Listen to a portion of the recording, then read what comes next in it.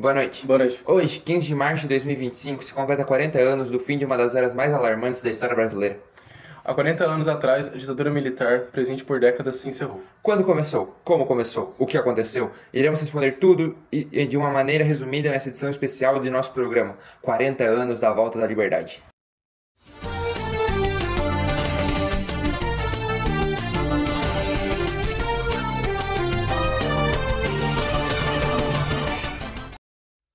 A ditadura militar no Brasil foi um dos períodos mais sombrios e dolorosos de nossa história recente, instaurada após o golpe civil-militar que depôs o presidente João Goulart em 31 de março de 1964. O regime foi justificado pelas Forças Armadas como uma medida necessária para conter o avanço do comunismo e restaurar a ordem nacional.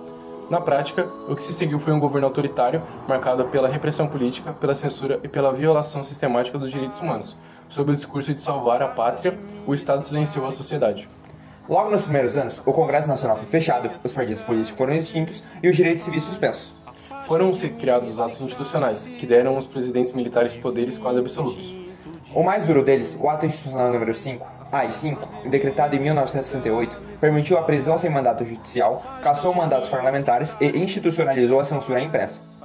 Como afirmou o próprio presidente Costa e Silva, ao assinar o decreto, o governo passava a ter poderes para preservar a revolução. Na prática, a revolução preservada foi a do medo e da repressão. Durante os 21 anos de regime, milhares de brasileiros foram presos, torturados, mortos ou desapareceram por motivos políticos. Centros como o DOI-CODE e o DOPS tornaram-se locais de sofrimento e desumanização, onde a tortura era usada como instrumento de controle. Entre as vítimas estavam estudantes, artistas, religiosos e trabalhadores que ousaram questionar o regime. Ao mesmo tempo, a cultura foi sufocada pela censura, letras de músicas, peças teatrais e filmes eram revisados por órgãos do governo antes de chegarem ao público.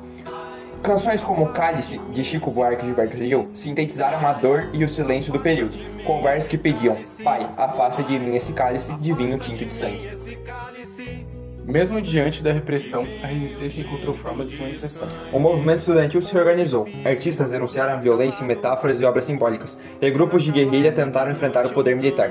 A arte, muitas vezes, foi a única trincheira possível contra o autoritarismo. Ainda assim, a repressão foi intensa, e muitos pagaram com a própria vida por defender a liberdade de expressão e o direito de pensar diferente. Na economia, o regime impulsionou o chamado milagre econômico, entre 1969 e 1973, período em que o Brasil apresentou altos índices de crescimento. Porém, esse desenvolvimento foi excludente e insustentável. A dívida externa disparou, a desigualdade aumentou e os direitos trabalhistas foram enfraquecidos. Por trás da aparência de progresso, cresceu o empobrecimento da população e a concentração de poder nas mãos de poucos. Durante o final da década de 1970, com a crise econômica e a pressão popular, o governo anunciou um processo de abertura política lenta, gradual e segura, proposta pelo presidente Ernesto Geisel. Na prática, porém, essa abertura foi extremamente lenta e controlada pelos próprios militares, que buscavam manter o poder mesmo diante das demandas sociais. A democracia nesse contexto não floresceu, apenas existiu, nas vozes e gestos de quem não desistiu de lutar. Com a morte do Tancredo Neves e a posse de José Sarney em 1985, o país encerrou formalmente o regime militar e iniciou o processo de redemocratização. Contudo, as marcas da ditadura, o medo, o silêncio e a impunidade continuaram presentes na sociedade brasileira. A luta por memória, liberdade e justiça permanece essencial para que a ferida desse período não sejam esquecidas e nem repetidas. Este trabalho, desenvolvido dentro do projeto História e Arte, tem como objetivo unir o estudo histórico à expressão artística, utilizando a arte como ponte entre o passado e o presente. O História e Arte é um trabalho didático criado pelo professor e historiador Anderson dos Santos, voltado para desenvolver a capacidade dos alunos de utilizar todo o seu raciocínio lógico. Por meio das aulas ministradas pelo professor, os alunos são incentivados a criar um material didático que não apenas os ajude a compreender o assunto abordado, mas também auxilie outras pessoas a entenderem o tema retratado. Nossa produção consiste em uma encenação de um jornal fictício, que dá voz a pessoas comuns que viveram e sofreram durante a ditadura militar. Por meio dessa representação, buscamos revelar as histórias silenciadas, retratar o cotidiano da repressão e ressaltar o papel da arte como instrumento de resistência, denúncia e memória. Acreditamos que, ao transformar a dor em expressão, a arte nos ajuda a compreender o passado e a valorizar a liberdade, que é, acima de tudo, o direito de existir e de dizer a verdade. Agora, vamos passar para o nosso jornalista Vladimir Herzog, que foi presencialmente ouvir a voz daqueles que passaram pela opressão da ditadura. Viemos até o bairro Vila Nova, em Joinville, para entrevistar presencialmente o seu José. Sr. José, primeiramente eu agradeço muito por aceitar essa entrevista para nós. Garanto que as suas experiências serão muito valiosas para compreender melhor sobre esse período da nossa história. início da ditadura eu tinha 5 anos. 5 anos? 5 anos. Você teve mais contato com quantos anos, mais ou menos assim? Que tu... Conhecimento, É. conhecimento da ditadura, eu já estava com meus 12 anos, por aí, quando eu comecei a entender. Sim. Né? Medo, tensão, É? sim. Né? Mas medo e tensão das pessoas que se manifestavam. Tá? Quem se manifestava politicamente, aí sofria represália, né? Tá? Por parte do militar. Do militar. Que eles que dominavam, eles que mandavam. Né? Então, quem se manifestava, sofria.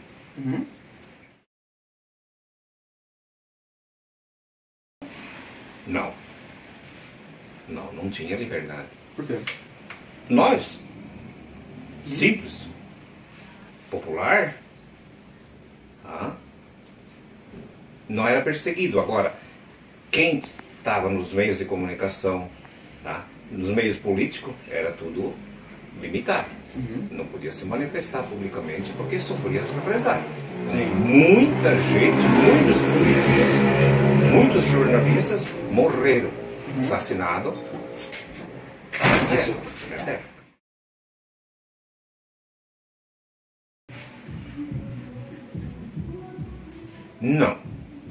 Não. Porque, por exemplo, música. Um compositor compunha uma música. Tá? Tinha que passar para ser liberado. Se tivesse palavras que eles achavam que não davam, já proibia a gravação daquele. Entendi. Se você pesquisar músicas de qualquer gênero, daquela época, da década de 70, 80, você vai ver que o palavreado é bem diferente dessas atuais. Tá? Porque a censura proibia. Era bastante censurado. Tá? Até mesmo a comunicação em rádio e TV tinha que ser dentro daquilo ali, porque senão a censura já ia em cima. Sim, era rígido, o regime era rígido, tinha que cumprir, a ordem tinha que cumprir. A ordem que era determinada tal horário tinha que se recolher, né? Senão sofria represália, era punido.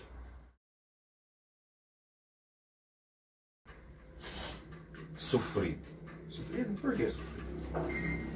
Porque era muito o sistema, né? O regime era muito severo, né? Muito severo, rígido, né? Então por isso era sofrido, né? Era tudo, tinha que ser tudo dentro daquele sistema, né? Não podia sair fora.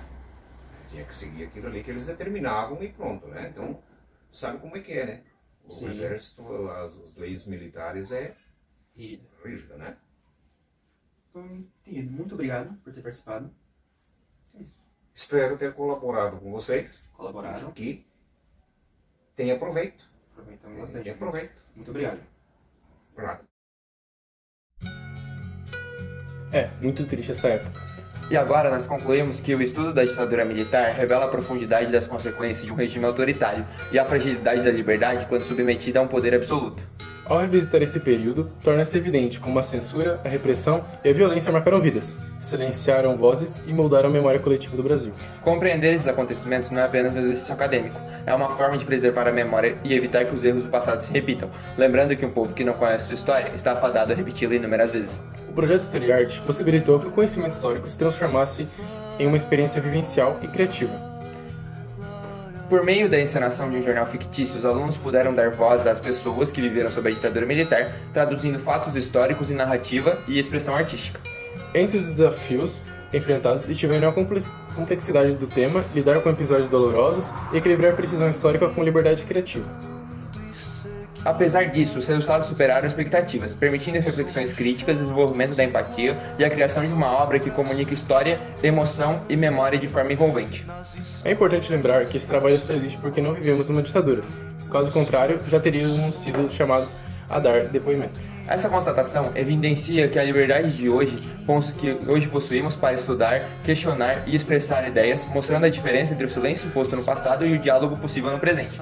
Ao problematizar a relação entre história, arte e sociedade atual, O trabalho evidencia que a ditadura militar não é apenas um capítulo distante da história, mas um alerta permanente sobre os riscos da censura, do autoritarismo e da omissão diante da injustiça. A encenação demonstrou como a arte pode ser uma ferramenta poderosa de resistência e conscientização, conectando experiências do passado com debates contemporâneos sobre liberdade, direitos civis e memória social. Portanto, esse trabalho não se limita a relatar fatos históricos. Ele estabelece uma ponte entre o passado e presente, conhecimento e sensibilidade, memória e cidadania. Ao dar forma artística à história, o projeto StoryArt reforça a importância de aprender com o passado, refletir criticamente sobre o presente e valorizar a liberdade, a justiça e a democracia como conquistas que precisam ser constantemente defendidas. Boa noite. Boa noite.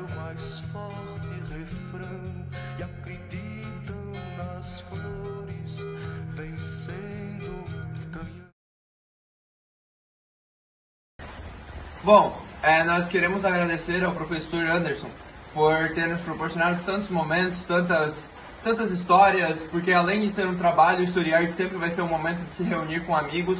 Infelizmente, esse é o último StoryArt, a última vez que nós vivenciamos esses momentos, pois, infelizmente, história só tem até o 4º módulo. E o nosso sincero obrigado ao professor por tudo que ele nos proporcionou. E essa é a forma de ensinar, né? A gente está aqui reunido, fazendo um trabalhinho, a gente vai lá uma hora se reunir, mostrar um trabalho um pro outro, vai aprender com os trabalhinhos do outro e vai dar nisso daí. A gente vai aprendendo um com o outro e é uma maneira muito legal, estamos aqui reunidos, se divertindo. E isso daqui é o StoryArt, né? Estamos aqui comendo, se aproveitando do Cozani e dos seus bens materiais, que são muito proveitosos. E é isso, né? Esse suquinho aqui.